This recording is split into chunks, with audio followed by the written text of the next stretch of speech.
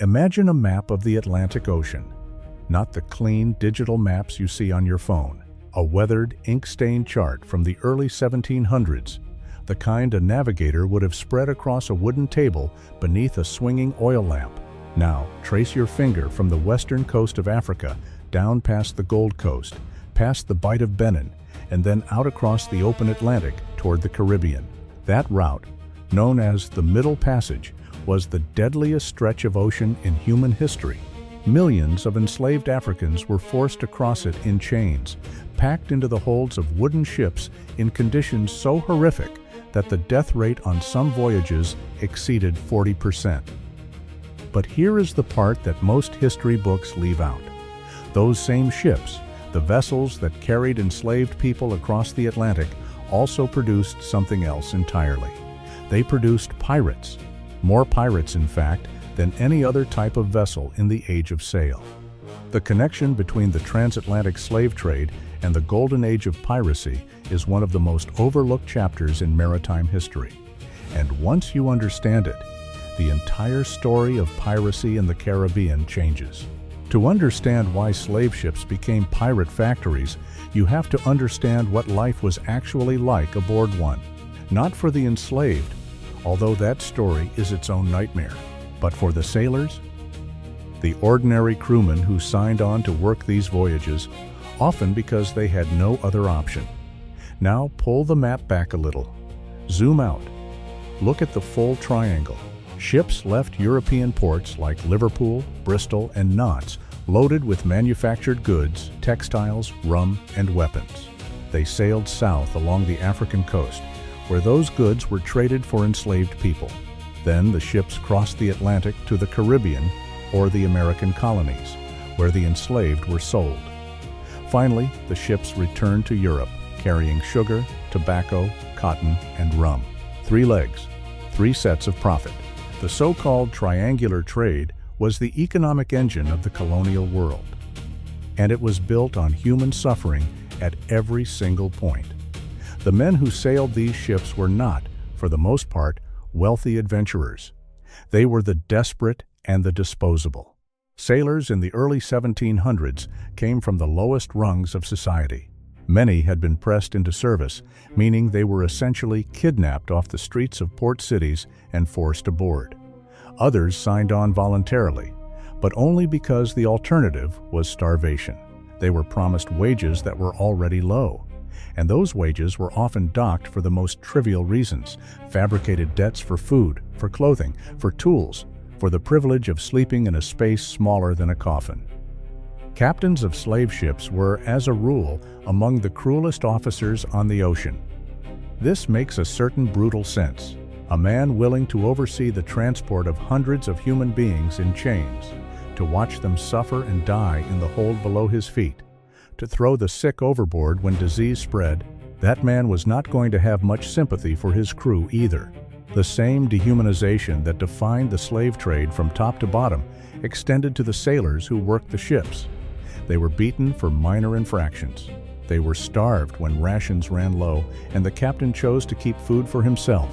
They were denied medical care when they fell ill, even though illness aboard a slave ship was virtually guaranteed. The death rate among crew on slave ships was staggering. Historians have documented that on many voyages, a higher percentage of sailors died than enslaved captives. That statistic sounds impossible until you realize that captains had a financial incentive to keep the enslaved alive, at least enough of them to turn a profit, but no such incentive for their crew. A dead sailor could be replaced at the next port for nothing. A dead captive was lost revenue. Malaria, dysentery, yellow fever, and scurvy ripped through crews with terrifying regularity. Sailors slept in damp, cramped quarters directly above the holds, where hundreds of people were chained together in their own waste. The stench alone was described by contemporary accounts as unbearable from a quarter-mile downwind. One surgeon aboard a slaver in the 1690s wrote that the smell rising from the hold was so thick it could be tasted on the tongue, and that after a few weeks at sea, no amount of vinegar or lime juice could mask it. Rats moved freely between the hold and the crew quarters, carrying disease in both directions. Fresh water was rationed so strictly that sailors resorted to collecting rainwater in their hats during squalls. Discipline was enforced through violence that bordered on sadism. The cat-o'-nine-tails, a whip made of 9 knotted cords, was the standard instrument of punishment, and it was used on crew and captives alike. A sailor could receive 12 lashes for failing to move quickly enough during a watch change, 24 for talking back. Some captains improvised their own methods: keel hauling, where a man was dragged beneath the hull on a rope, or sweating, where a sailor was forced to run in circles around the mast while the rest of the crew jabbed at him with sharp objects. These were not rare events. They were routine. Sailors who survived the disease and the brutality often returned to port with permanent damage to their health, only to find that their wages had been adjusted to account for various debts the captain had invented during the voyage. A man might ship out expecting 5 months of pay and come home to nothing, or even owing money to the ship's owners. The legal system offered no recourse. Before we go any further, I need to stop for a second, because what I've been showing you in these videos only scratches the surface. And I realized at some point that the full picture, the actual pirate code, word for word, the real punishment records, the exact treasure division shares, the ports that secretly funded them, it doesn't fit in a video. I put it all into one document, the Black Flag Codex. It's linked below, and the QR code is on your screen. Now, let's keep going. Maritime courts in Liverpool and Bristol were run by the same merchant class that owned the ships. So put yourself in the shoes of one of these men. You are sick, underpaid, beaten, and trapped on a floating hell for months at a time. The man giving orders above you treats you like something less than human. And all around you, stored in the hold, is cargo worth a fortune. Cargo that, once sold, will make the captain and the ship's owners rich while you walk away with almost nothing. Now imagine that one night, someone whispers to you in the dark, "What if we just took the ship?" That was the question. And across the Atlantic, for decades, thousands of sailors answered it the same way. The most famous example is the story of the Wida galley. Trace the map again. Start in London, where the ship was built in 1715. She was a 3-masted galley, fast and well-armed, designed specifically for the slave trade. Her first voyage took her to the coast of West Africa, where she loaded over 500 enslaved Africans, and then across the Middle Passage to the Caribbean. The voyage was, by the grim standards of the trade, successful. The enslaved were sold in Jamaica. The ship was loaded with sugar, indigo, and precious metals for the return voyage to England. But the Wida never made it home. In February of 1717, somewhere in the Windward Passage between Cuba and Hispaniola, the Wida encountered a man named Samuel Bellamy. Bellamy was 28 years old, and he was already one of the most successful pirates in the Atlantic. He had been born poor in Devon, England, tried his hand at treasure hunting in Florida, failed, and turned to piracy almost as a natural progression. The sea offered 2 paths to men like Bellamy: suffer and obey, or fight and take. He chose the latter. Bellamy chased the Wida for 3 days. The slave ship was fast, but Bellamy's crew was relentless. When the Wida's captain finally surrendered, Bellamy took possession of a ship loaded with the profits of the slave trade, somewhere between 20 and 30,000 pounds sterling in coins, gold, ivory, and indigo. Adjusted for inflation, that haul would be worth roughly $120 million today. But Bellamy did not just take the money. He took the ship itself. The Wida became his flagship, and under the Black Flag, she became the most feared pirate vessel in the Atlantic. Bellamy armed her with additional cannons, bringing the total to 28 guns, and he sailed her with a crew of nearly 150 men, many of whom had themselves been sailors on merchant and slave ships who had jumped at the chance to join a pirate crew. And this is where the story gets interesting, because Bellamy was not just a pirate. He was, in his own crude way, a revolutionary. He despised the class system that had made him poor and made his former masters rich. There is a speech attributed to him recorded by a captain he had captured, that captures this perfectly. Bellamy reportedly told the captain that the difference between them was simple.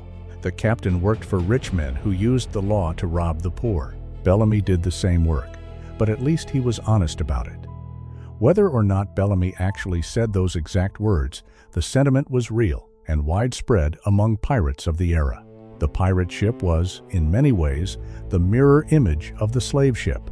On a slave ship, the captain was an absolute tyrant. He answered only to the ship's owners, and he could punish, starve, or kill his crew with impunity. On a pirate ship, the captain was elected. He could be voted out at any time. The crew voted on major decisions. Plunder was divided according to agreed-upon shares, with the captain typically receiving only 1.5 to 2 times what an ordinary crew member received. Compare that to the merchant or slave trade, where a captain might earn 50 times what his lowest sailor made, while the ship's owners, who never set foot on the vessel, took the lion's share of all profits. Pirates created, perhaps without fully realizing it, one of the most democratic institutions of the early 18th century. And the men who built these floating democracies were, overwhelmingly, former sailors from the most brutal corners of legitimate maritime commerce. The slave trade above all, the Wida's story ended in tragedy. In April of 1717, just 2 months after Bellamy captured her, the ship was caught in a violent nor'easter off the coast of Cape Cod. The storm drove the Wida into a sandbar, and the ship broke apart. Of the 146 men aboard, only 2 survived. Bellamy was 28 years old. His body was never found. The wreck of the Wida was discovered in 1984 by underwater explorer Barry Clifford, and it remains the only fully authenticated pirate shipwreck ever found. The artifacts recovered from the site, including thousands of coins, weapons, and personal belongings, confirmed everything historians had suspected. The ship was carrying a fortune in slave trade profits, and the men who had sailed her under the black flag had come from every corner of the Atlantic world, including former slaves themselves. But the Wida is only the most famous example. The same pattern repeated itself across the entire golden age of piracy, from roughly 1680 to 1730. Follow the map of pirate activity during this period, and you will notice something striking. The densest clusters of pirate attacks overlap almost perfectly with the routes of the slave trade. The West African coast, the Caribbean, the sea lanes between the colonies and Europe. Pirates went where the money was, and the money flowed along the triangle. Consider the case of Bartholomew Roberts, known as Black Bart, who is widely regarded as the most successful pirate in history by sheer number of ships captured. Roberts did not choose piracy. Piracy chose him. In 1719, he was serving as third mate aboard the Princess, a slave ship operating off the coast of West Africa. The ship was captured by the pirate Howell Davis, and Roberts was forced to join the crew. When Davis was killed shortly after in an ambush, the pirates held a vote. They elected Roberts as their new captain. Roberts was initially reluctant, but he took to piracy with a discipline and ferocity that terrified the Atlantic. Over the next 3 years, he captured more than 400 ships. 400. He operated off the coast of Africa, in the Caribbean, and even raided as far north as Newfoundland, where he once sailed into a harbor full of fishing vessels and burned every single one that refused to supply his crew. Roberts was also directly connected to the slave trade in a way that most pirates were not. He deliberately targeted slave ships. In January of 1722, he sailed into the port of Wida on the West African coast, one of the busiest slave trading ports on the continent, and found 11 slave ships at anchor. He captured all of them. He ransomed most back to their captains. But one Dutch vessel whose captain refused to pay, Roberts burned to the waterline. There were enslaved people still aboard.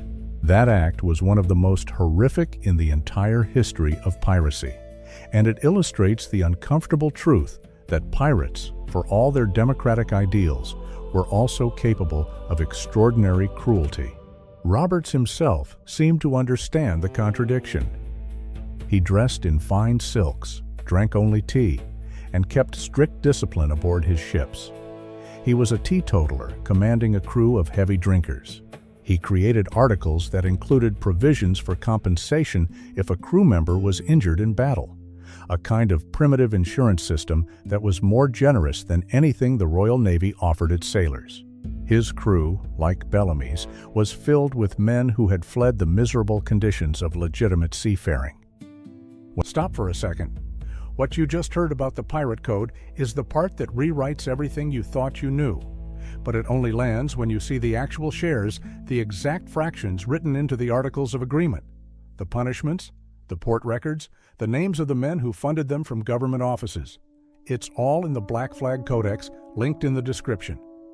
5 seconds. Grab it now, because what comes next builds directly on it. Link is below. QR code is on your screen. When Roberts was finally killed by grape shot during a battle with HMS Swallow off the coast of Gabon in February 1722, his crew threw his body overboard in full dress before they could be captured, so the Navy could never display it as a trophy. He had been a pirate for just over 3 years. In that time, he had done more damage to Atlantic commerce than any single individual before or since. Roberts's articles, the written rules that governed his pirate crew, reveal the same democratic impulse. Every man had a vote. Every man received a fair share of plunder. The ship's musicians got Sundays off. Lights were out by 8 o'clock, and anyone who wanted to drink after that had to do it on deck. These were not the chaotic savages that Hollywood has presented. These were men building an alternative society, a rough and violent one, certainly, but one built on principles of equality that would not become mainstream for another century.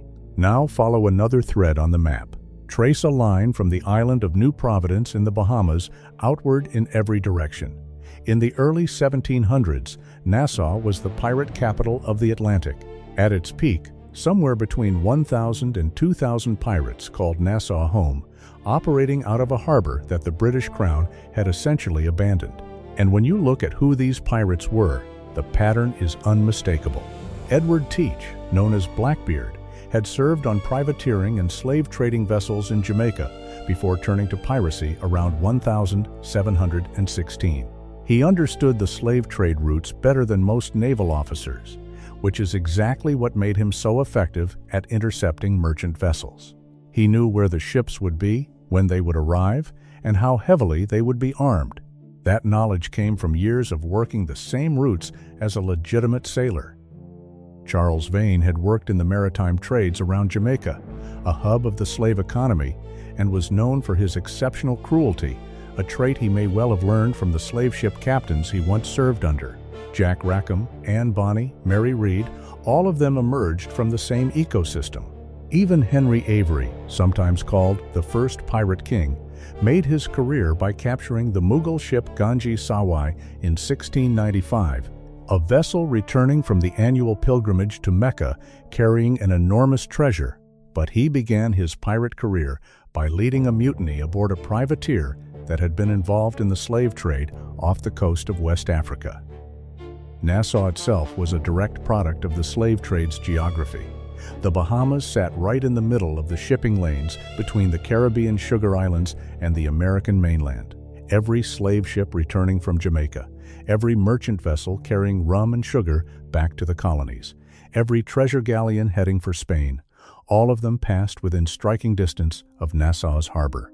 The pirates who gathered there in the early 1700s built something that historians have come to call the Republic of Pirates, an ungoverned territory where men who had been the lowest of the low in legitimate society created their own rules. The slave trade created a massive labor pool of hardened, brutalized, desperate sailors, and when those sailors encountered the pirate alternative, they jumped ship in droves. The numbers tell the story clearly. During the golden age of piracy, historians estimate that between 4,000 and 5,500 pirates were active in the Atlantic at any given time during its peak years. The vast majority had previous maritime experience, and a disproportionate number had served on slavers. The slave trade was the largest organized maritime enterprise of the era. It employed more ships, moved more cargo, and generated more profit than any other sector of ocean commerce. It also employed the most sailors, and it treated them the worst. There is a direct, documented cause and effect relationship. When the slave trade expanded, piracy expanded. When slave trade routes shifted, pirate hunting grounds shifted with them. When the Royal Navy cracked down on piracy in one area, pirates simply moved to wherever the slave ships were going next. But the connection between slavery and piracy runs even deeper than economics and labor conditions. It touches on something fundamental about how power worked in the colonial Atlantic. The slave trade was not just a business, it was a system of total control. The enslaved were property. The sailors were expendable. The captains were petty tyrants. The ship owners were distant oligarchs who never saw the horror their money produced. The entire structure was designed to concentrate wealth at the top and suffering at the bottom. Piracy, whatever else it was a rejection of that structure. It was not a noble rejection. Pirates were violent, often cruel, and their democratic principles did not always extend to everyone equally. But the impulse behind piracy, the fury of men who had been ground down by an unjust system and decided to break free from it, that was real. And the slave ship was the crucible where that fury was forged. Consider what it meant, psychologically, to work on a slave ship. You were a free man, technically, but you were treated almost as badly as the people in chains below you. You watched human beings suffer in ways that no person should ever witness. You participated in that suffering because the system demanded it, and you knew with absolute clarity that the men profiting from all of this misery would never share those profits with you. Piracy offered an escape from all of it. Not a clean escape, not a moral escape, but an escape nonetheless. On a pirate ship, you had a voice, you had a share, you had the right to leave, and perhaps most importantly, you had the satisfaction of striking back at the very system that had broken you. This is why the most intense period of Atlantic piracy, from roughly 1714 to 1726, corresponds almost exactly with the most intense period of the transatlantic slave trade's expansion. The two phenomena fed each other. More slave ships meant more brutalized sailors. More brutalized sailors meant more potential pirates. More pirates meant more disrupted trade. More disrupted trade meant higher insurance costs, which meant lower wages for sailors, which meant more brutalized men willing to turn pirate. It was a cycle that the colonial powers struggled to break for decades. The eventual suppression of piracy in the Atlantic required a massive naval commitment from Britain, France, and Spain, combined with offers of amnesty to pirates willing to surrender. The most famous of these was the King's Pardon of 1718, which brought many pirates, including some of the most notorious, back into lawful society. But even the pardon was only partially successful. Many pirates took the pardon, spent a few months on land, and then went right back to sea under the black flag, because the conditions that had driven them to piracy in the first place had not changed at all. The slave trade continued. The exploitation of sailors continued. The concentration of wealth in the hands of ship owners and colonial merchants continued. And so piracy continued in one form or another, until the naval powers finally committed enough warships to make it economically unviable. There is a grim irony at the heart of all this. The colonial powers that built their wealth on the slave trade were then forced to spend enormous sums defending that trade from the very men it had created. The slave ship was the engine of colonial prosperity, but it was also the factory that manufactured its most dangerous enemies.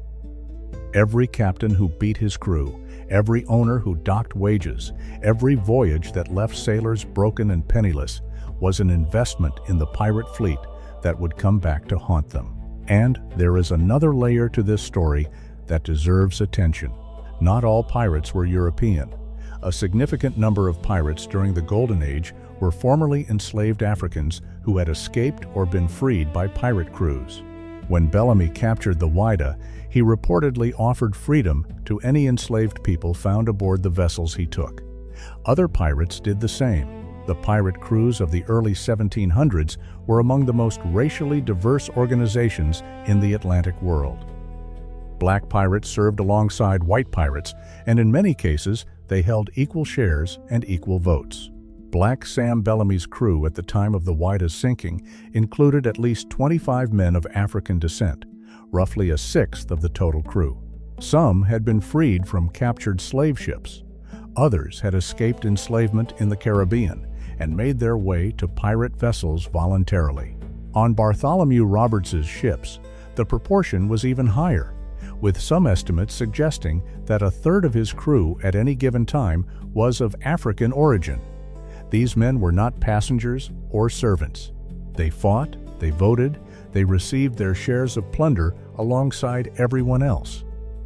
The most striking example may be Black Caesar, a pirate who operated in the Florida Keys and later served as one of Blackbeard's most trusted lieutenants aboard the Queen Anne's Revenge. According to the accounts that survive, Black Caesar had been an African chieftain who was captured and enslaved, escaped during a hurricane that wrecked the slave ship transporting him, and built his own pirate operation from a small boat among the mangrove islands off the Florida coast. When Blackbeard was killed at the Battle of Ocracoke in 1718, Black Caesar was reportedly found below decks attempting to ignite the ship's powder magazine to blow it up rather than allow himself to be captured and returned to slavery. This was not universal. Racism existed on pirate ships as it did everywhere else in the colonial world. Some pirate crews sold captured Africans rather than freeing them, but the relative equality of many pirate crews stood in sharp contrast to the absolute racial hierarchy of the slave ship. On a slaver, an African was cargo. On a pirate ship, an African could be a crew member, a skilled sailor, even a leader. The same vessel that had carried them in chains could, under a different flag, carry them as free men. The story of the slave ship and the pirate is, ultimately, a story about what happens when a system pushes people past the point of endurance. The slave trade was designed to extract maximum profit from human suffering. It succeeded spectacularly for over 3 centuries. But it also created its own opposition, not through organized resistance or political movements, but through the simple, desperate decision of thousands of individual men who decided that they would rather die under a black flag than live under a white one. Follow the map one last time. Trace the triangle: Liverpool to West Africa to Jamaica, Jamaica back to Liverpool. Along every leg of that route, at every port, in every harbor, the slave trade left behind men who had seen too much and been given too little. Some of them drank themselves to death in waterfront taverns. Some of them shipped out on another slaver because they had no other choice. And some of them, the ones history remembers, climbed aboard a different kind of ship entirely. The Wida sits on the ocean floor off Cape Cod to this day. Her timbers have rotted away, but the coins are still there. The cannons are still there. The personal effects of 146 men who chose piracy over servitude are still there, buried in the sand, and every one of those artifacts tells the same story.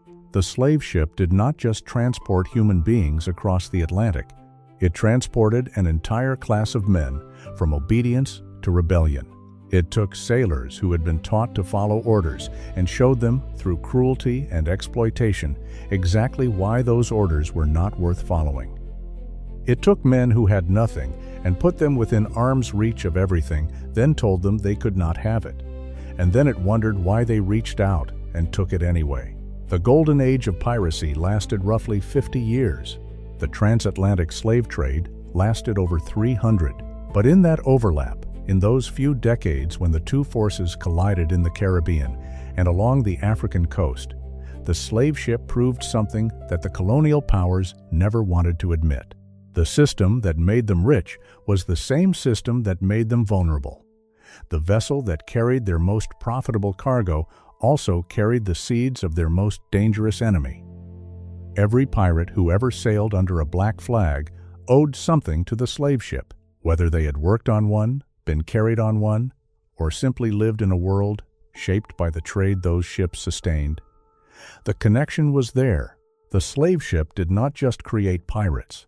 It created the conditions, the fury, the desperation, and the rough egalitarian ideals that defined piracy itself. And that is the story that the maps do not show. The official routes are there, the neat triangles drawn in ink from continent to continent. But the real story is in the deviations. The ships that veered off course, the crews that changed flags, the men who looked at the system that had used them and decided to burn it down. The slave ship was the most profitable vessel in the Atlantic. It was also, by any honest measure, the vessel that created more pirates than any other ship in history.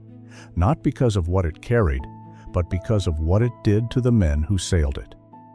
That is the true cost of the triangle, and it was paid in blood on every side.